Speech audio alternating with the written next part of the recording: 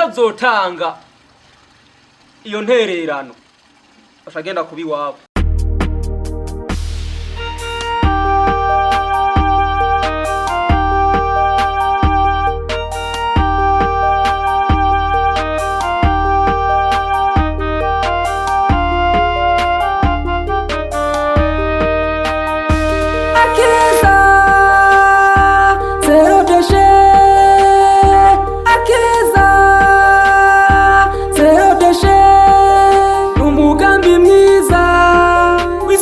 Sukura akeza zero deshe akeza zero deshe umugambi mwiza w'isuku n'isukura zero deshe.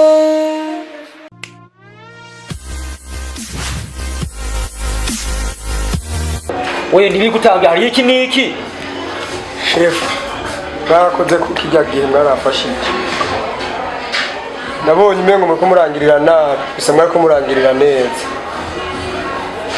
igihe mwanyoza none umaramaza karitiye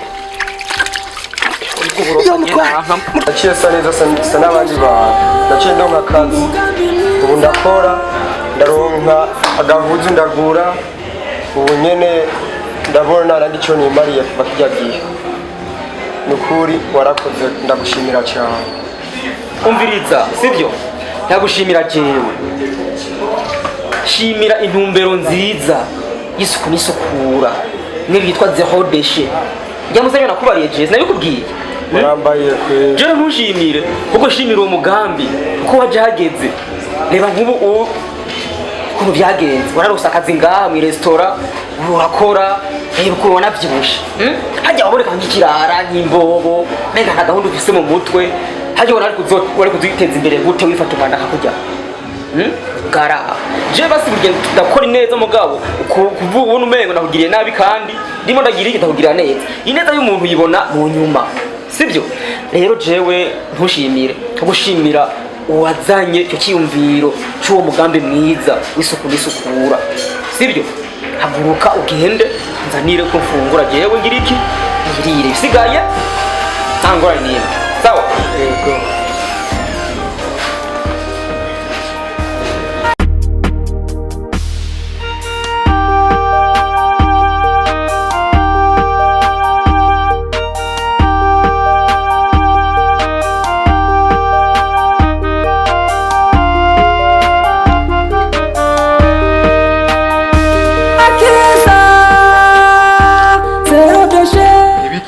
nkuko none wewe ujeje je nari nje kwitura abajetwe ibi usuku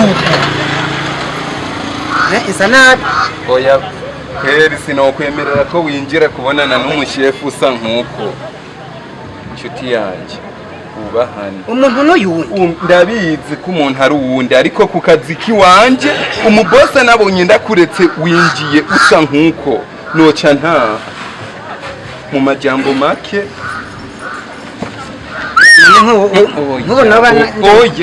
oya ubahane unyubahiritse ndakubahirira nkubona banje kwitura ikinga usa nkuko fisi ico nje kwitura kimba baje ku mutima usuko okweri ubwo umubwire ko niko mbibikereye nyinshi nawe Chefu uyu mugabo ari karangora mwakeye baheshimwe ubwo turashimura kandi tuje kwitura ibitwubakiye ku mutima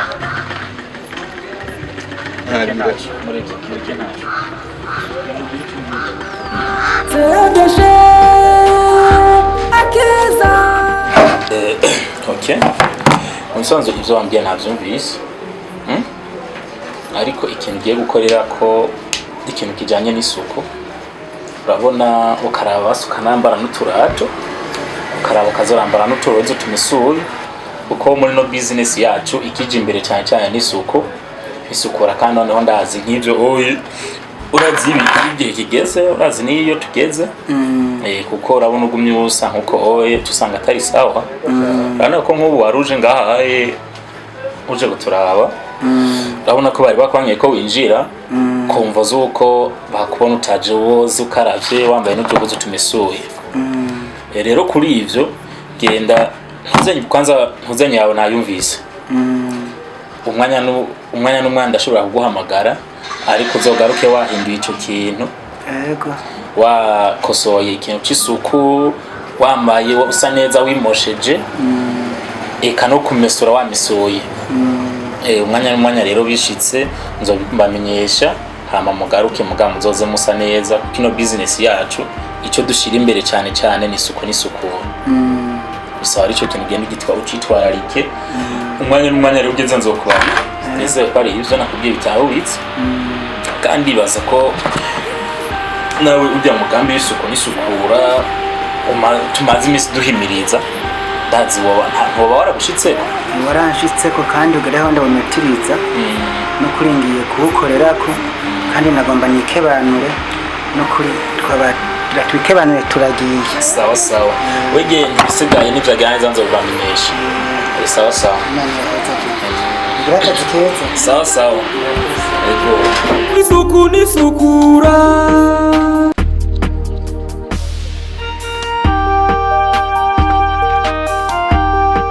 Shani wiruka umunsi mwahuye na mutware ngidi azogusukura.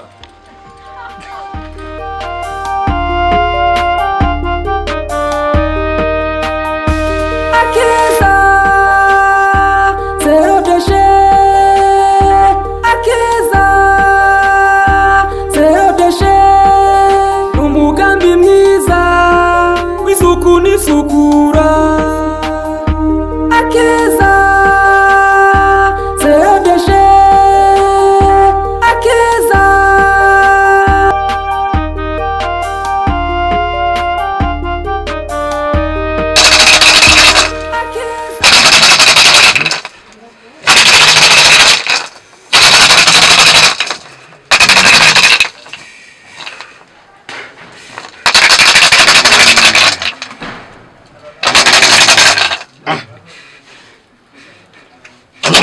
nyene umugwayi ninde?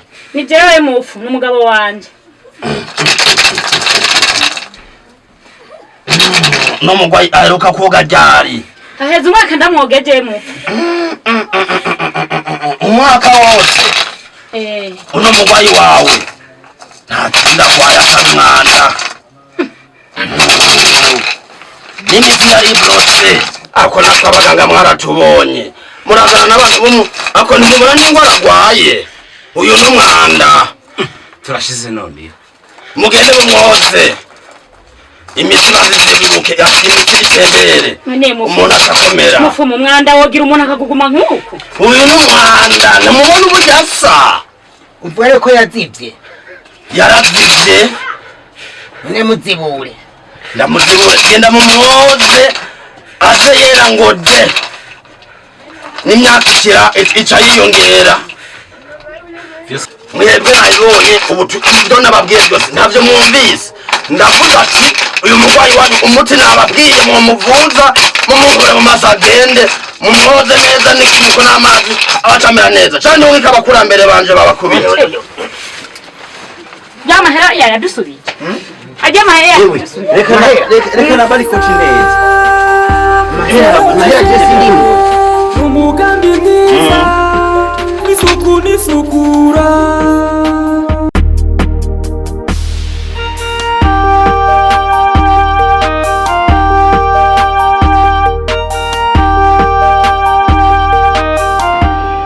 Mutawashiwe gutahura akiza kazi rudeshe n'intere gutera igihugu cyacu kugira dushobore kuja ku murongo aho ziri ntara zose ahantu zibumva zagitera ashobore gutaha Tamajeke natahuye kandi hirya gihe ntabwo ararikirwa abasibye ko nari mvuye mu murima nawe uratembuye abagabo ko tugira izindi ngorane nyinshi nanakanze nari bwatamenye nabo n'umwinga ko baranstresa kandi ndifuza ariko bagarariye umwanya wose muhinduka tukaja ku murongo nk'abandi kubera iyo wabyaha aho botanga bakunze gatena n'imitaho kunja nizere rero ko wabimenye hagiye n'ubundi muntu asohoza yisunze gutangwa kugaragariza umugambi wagenewe wa zerodeshi kandi kuba ushoboye kubyitwara neza ukabwira amajambo ndumva kweri watahutse. Ndakubaha kweri, natahuye kandi nasabye imbabazi kweri, ikosa kuba ryanashikiye ndaryemeye, kandi ndibaza ko nuba ngiye guhanura abandi bantu bo bashaka kwigomeka nkanje. Uwo mugambi ndifuza ko wotera imbere ugateza imbere n'ibyacu.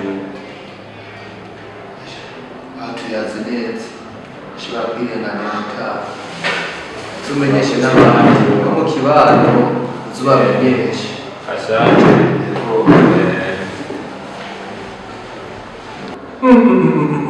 Hari umuntu ataramenya umugambi w'isuku n'isukura wakeza zerodeshi. Ndumiwe. Iyi ntererano abantu bose bakwiye kuyimenya kariya twese atanu avuyemo. Zerodeshe umugambi mwiza w'isuku n'isukura akeza. Hajya bya biharage byo ku murombero warabishingiye bimwe mperuka kubagara. Ega ntivyari bwagere. Nuko iko Imana ntivyari bwagere, mbeho ibiti biriho warabirone. Ukuntu numva meze ubu meze neza norohewe. Jewe ibiti hirya yejo nzogenda kubikura mu gikumba nzokwikorera imiganda ubu ndakomeye. Kibona akona wawe rugabo rukomeye. Hanyuma tuzoce tugenda tubirembere. Ibyo eshe uyu mwaka je natwe tuzokwimbura neza. Mbega nyene ahubwo ngira iki ndakubaza wa mugambi waba abantu bavuze ngo ibiti umwe bamwe nabona batemberana n'ibitabo ngo bitenguye iki. Mushinga n'ujya mugambi ni umugambi mwiza waje kugira utunganye abene gihugu base neza babe mu gihugu ciza c'isuku gisukuye. Urumva neza na neza ujya bawita erega mu gifaransa bawita zerodeshe. Mu kirundi naho isuku n'isukura. Isuku n'isukura bisugura. Isuku n'isugura wisukure ku mubiri use neza uhambara impuzu zimeshe no muhiri wawe huba eka no munzu naho umuntu yoba adahanurwa ukuntu numva meze ukuntu nataye urubuku njamye mu masentuze n'umuntu uvuga wewe ukabare bakanyirukana bakanca n'amahera yanje bakanka kuyakira oya ahubwo yawe huriye nikantora akakoti amanze ngende kuba kamunsa neza nk'ibyo aho nakubwiye bajya abantu bakwiye kubashimira arabona nibaza n'amahera yose ndabaheraniye yose nzoca ndayabariye ntiwumva ego mushinga nayo bibuje muji muntu kweri yuwo komana Imana niyo nkuru kweri ego kweri. Zerodeshe akeza zerodeshe Amahoro mana mushobora byose, namwe banyakubahwa mwatugendeye, namwe basangwa dusanzwe dukora akazi kamwe ubuzi bumwe butandukanye, kugira amahoro ubumwe iterambere n'isuku n'isukura mu gihugu cyacu c'u Burundi no mu ntara yacu yagutse ya Buhumuza. No musi rero tukaba dufise umushitsi witeka, eka mumfashe kumwakira abidondora.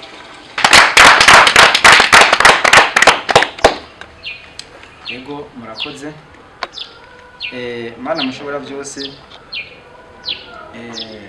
namwe bubahwa batembereye ngaho iwanyu, namwe ibyo dusanzwe musanzwe muri bihugu bya misi yose, tugira amahoro twese, tugira amahoro ubumwe isuku n'iterambere mu gihugu cyiza cyane cy'u Burundi. Ego nkuko mukana yabivuze, jewe ndi umwe mu bantu basanzwe bagendera uyu mugambi wa akeza zerodeshe. Novuga yuko uri kurakorera mu gihugu cy'u Burundi cyose, na cyane ngaha mu ntara ya Muyinga, ko ni ya Muyinga murantunga, twahaye ikibanza ca mbere mu ntumbero yo kwiga mbega umwene gihugu akwiye kwifata gute. Hariho bamwe mu bene gihugu ubwira uwo mugambi bakumva nkuko mengo ni ninde nagakino, ariko ahibambewe nitegeko ko umwene gihugu wese ateza kugira iterambere ku mubiri wiwe, nahabaye nahagendera naho yicaye n'ivyo avuga mbere nashaka bibe nk'iterambere. Uyu mugambi rero waje kugira uwunganire wigishe abene gingene bakwiye kwifata. Cyadushaho n'abantu babatemberera, ngira ngo mwamubabona amazu yanyu baza bakubwira ati uwo mwanda ushira uruhande rumwe hamatwi tuzi tuwutora. Ivyo rero bivuze bamwe muza wumva iyo batashe banyweye akamugi canke se banyweye ka kantu kabo ngo tuyage ngo ntibikureba, ngo wanyweye akabojoro, ngo wanyweye zama mugi zanyu, ariko ni iterambere kuri twebwe.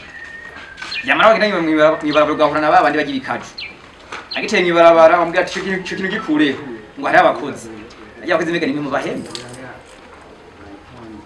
Wagiye ukabona umuntu mwibarabara itabi bambwira ati mutamu uri kurona amagara y'abantu ngo ntibikureba. Ibi rero twaje kugira umwene gihugu wese amenye icyo ari, na cyane cyane mu guhimiza ko umwene gihugu wese teza kugira isuku. Genda tugende twigishe mu miryango yacu, n'umwana ejo azotuvukamo azoze afise isuku. Uno musu uhura na sokuru yambaye ikoti nyuma iriki drapo y'igihugu, wambwiye ati mutama genda umese, ahubwo we ahagusha amate mu maso. Ibi rero tugiye kubihagurukira kubihagararira mpaka mwese muje ku mategeko. Ikisigaye naco ni iki? Iyo baje abantu babatembereye bakabasaka gatererano, nabo mugira ngo bagiye kukagura nk'imodoka, ngo kugagura mu mamoto kagira iki, ijya ni nguvu ni kumutera intege, bakomeze kubigisha bafise umwete.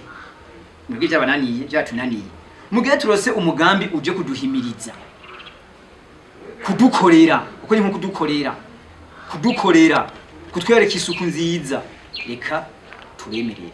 Ijya ntererano ni kumwe ni kuneza y'umwene gihugu wese, sindashaka y'umuntu, ni kuneza y'umwene gihugu wese. Ijya ntererano rero tuyitange atagahigahigo karimwo. Umwene gihugu wese akwiye kumenya yuko isuku ari karahara mu rugo rwiwe, karahara ku mubiri wiwe, karahara aho agendera hose. Vyanka vyakunda dukeneye isuku. Zero deshe kuvuga yuko nta mwanda dukeneye, mva nta n'ubuhari. Ibi rero hariho basanda bibazwa, bamwe mwe twarahuye barabimbwiye baje kwitwara ngo mubasaba amafaranga menshi sinzi biki. Kiragira ati gena mutekane, ivyo tugiye kubihinyanyira kandi azi byose biri ku murongo. Rero ntusubiye gushira umutima hejuru ngo uwo mugambi akeza zehodeshe uje gutunga mu bene gihugu. Eka ahubwo dushaka twese twumva uwo mugambi ingene uhagaze. Rero muyoboke ababatemberera ntimose kubajyagagura, hama muyoboke n'abatwara mwumve yuko ujya mugambi ari ku neza ya buri mwene gihugu wese. Ndazi yuko mu myaka 2 iri imbere muzoyibona, na cyane cyane isuku riri mu bintu biri mu mugambi mukuru w'igihugu yamatubwira 2040 cifashe 2030 giteye imbere. None uzotera imbere ugenduranuka mibarabara ntigikunda, bisa gutera imbere uhagaze neza, uri umugabo ushitse, uhagaze mu bandi bagabo bavuga ati uje n'umushinga ntahe, nije twarondera. Igihugu nikizotera imbere mu gihe mu kintu kitabi, mujana mu kitabi. Nikizotera imbere mu gihe mujanye mwibarabara mutibika je mwibarabara, ibiko nka mwibarabara ntigico kunda. Ni muhindure ingendo n'ingiso. Rero ntabarambiye, reka nsubize ijambo wari impaye, hama ibisigaye mugine muyikorera isuku, mugine muyikorera akazi. Ndabesheka yemwe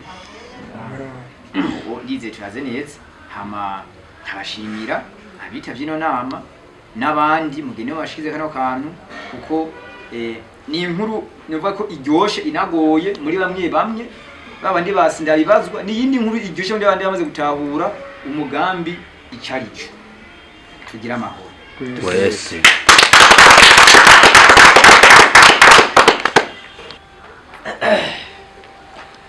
tugira amahoro tugira amahoro ubumwe n'iterambere n'isuku n'isukura mu ntara yacu yagutse ya Muyinga.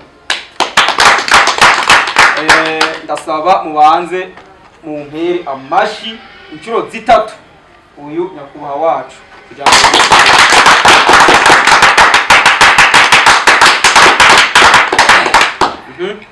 nkuko yababwiye ngira ngo mwari musanzwe mubizi. Ugasanga umuntu arimo ashakaguza ibintu hariya wamuvugisha ngo babandi ngo retashiraho ngo baza kuza kubitora. Hari ikintu gica nibaza rero mbega leta ninde? Leta niki? Habo benshi ibintu batabizi. Leta ni jewe, leta ni wewe, leta nuriya, leta ni twese tugize igihugu.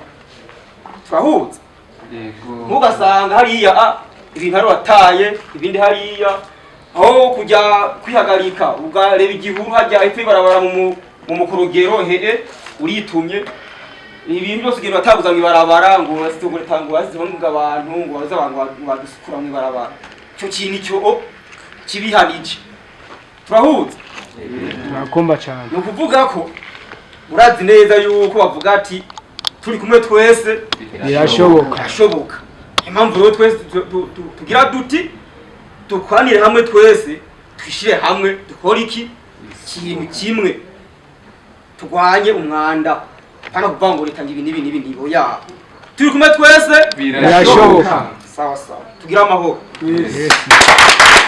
neza wala